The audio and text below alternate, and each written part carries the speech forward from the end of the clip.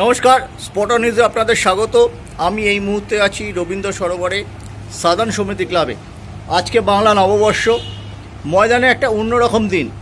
প্রচুর ক্লাবে বার পুজো ছিল। আমরা সকাল থেকে দেখলাম আইএফএ অন্যতম সহসভাপতি স্বরূপ বিশ্বাস ময়দানের বিভিন্ন ক্লাবে গিয়েছিলেন সৌজন্য সাক্ষাৎ করতে। তাদের আমন্ত্রণে সাড়া দিয়ে নিজের ক্লাবে ব্যস্ত ছিলেন। সৌরভ পাল সাধারণ সমিতি নিজস্ব অনুষ্ঠান ছিল। তারপরে আজকে এখন এই সন্ধে 10টার সময়তেও আমরা দেখলাম স্বরূপ বিশ্বাস আসতে পারেননি সাধারণ সমিতিতে। তাকে আমরা এক ফ্রেমে পেয়ে গেলাম। আমরাও ময়দানে ঘোরাঘুরি করেছি। আমরাও সাধারণ অনুষ্ঠানে দুপুরবেলায় আমাদের ফুটবল আড্ডায় আমন্ত্রণ ছিল, আমরা আসতে পারিনি। কিন্তু এখানে এসে দেখলাম আমরা দুই সহসভাপতিকে এক ফ্রেমে পেয়ে গেলাম। স্বরূপবাবু, আজকে যে দিনটা এতটা কর্মব্যস্ত নববর্ষে আপনাকে কিন্তু এর আগে দেখা যায়নি। প্রচুর ক্লাবে এবং আমন্ত্রণ ছিল, আপনি আমন্ত্রণ রক্ষা করলেন। আপনি বিভিন্ন ফিল্ম জগতের সাথেও যুক্ত, সেখানেও কিছু অনুষ্ঠান থাকে পয়লা বৈশাখ। কি বলবেন? বাঙালি শুভ নববর্ষ। আপনাদের চ্যানেলের পক্ষ যারা যারা দেখছেন তাদের সবাইকেই বাংলা শুভ নববর্ষে অনেক অনেক প্রীতি, শুভেচ্ছা, অনেক অনেক অভিনন্দন। যারা আমার গুরুজনেরা আছেন তাদের আমার সশ্রদ্ধ প্রণাম। এবং এই আমাদেরই ফুটবল মাঠে আজকে ঘোরার একটাই কারণ যে বাংলার ফুটবলটাকে এগিয়ে নিয়ে যেতে। সত্যি কথা, আইএফএর ভাইস প্রেসিডেন্ট হিসেবেও আমি আজকে নতুন বছর সবাইকেই শুভেচ্ছা জানিয়েছি এবং বলেছি ফুটবলটাকে এগিয়ে নিয়ে যেতে হবে। সমস্ত ভুল বোঝাবুঝি, সমস্ত রাগ অভিমান দূর করে। এখনও আমরা আমাদের সিএফএলটা শেষ করতে পারলাম না, এটা সত্যিই খুব দুঃখের। আগামী বছর এই খেলা দোরগোড়ায়, এপ্রিল মাস পড়ে গেল, তবু আমরা কবে শেষ হবে, অর্থাৎ আবার একটা নতুন দিকের চিন্তাভাবনা। তো এটা একটা জট বেঁধে আছে।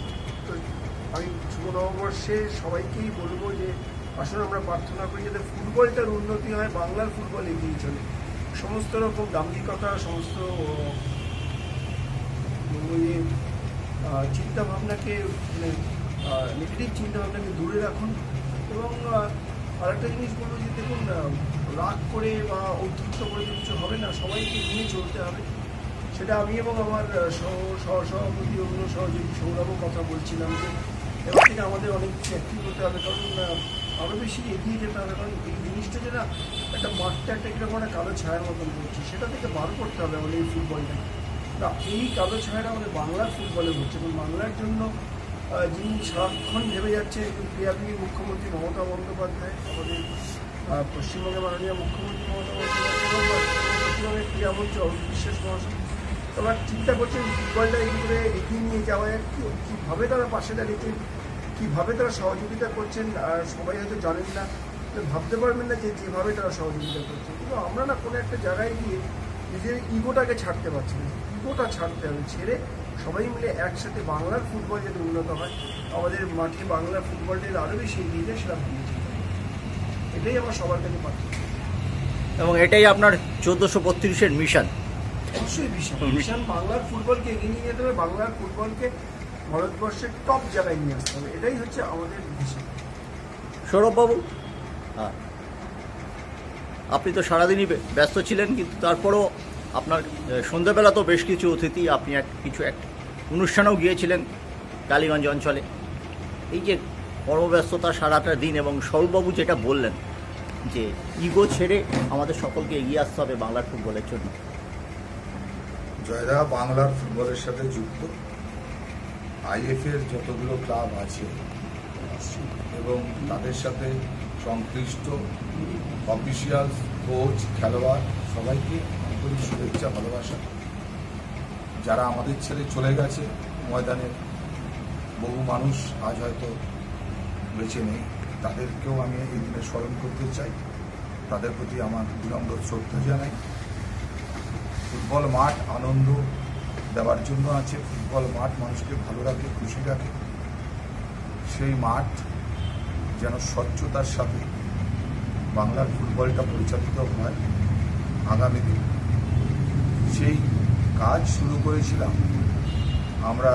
এই সহসভাপতি আরও কিছু অ্যাসিস্ট্যান্ট সেক্রেটারি তাদের 20 জুন 2022 সালে দায়িত্ব পাওয়ার পর আমাদের মধ্যে সেই বোঝাপড়াটা আছে যে আইএফএ আছি, আমরা কাজ করব আইএফএর জন্য।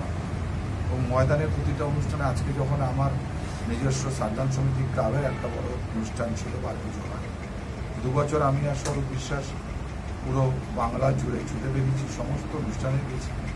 এই বছর ও আমায় ফোন করেছিল যাওয়ার জন্য, কিন্তু আমার এখানে অনুষ্ঠান ছিল, স্বরূপ বিশ্বাস সমস্ত ক্লাবে গিয়ে সেই যোগাযোগটা রেখেছে। ফলে আমাদের দুজনের যে ফুটবলের ভালোর জন্য যে কাজ, আমাদের যে বোঝাপড়া, আমরা মনে করি আগামী দিন বাংলা ফুটবলের সুদিন ফিরিয়ে আনার জন্য যে কাজটা শুরু করেছিলাম, আজ 1432 বাংলা নববর্ষের প্রথম দিনই এটা বলব যে আগামী দিনে সেই কাজটা আমরা সততার সাথে করব, মানুষকে সাথে নিয়ে। অনেক ধন্যবাদ সৌরভবাবু। সৌরভবাবু আপনাকেও।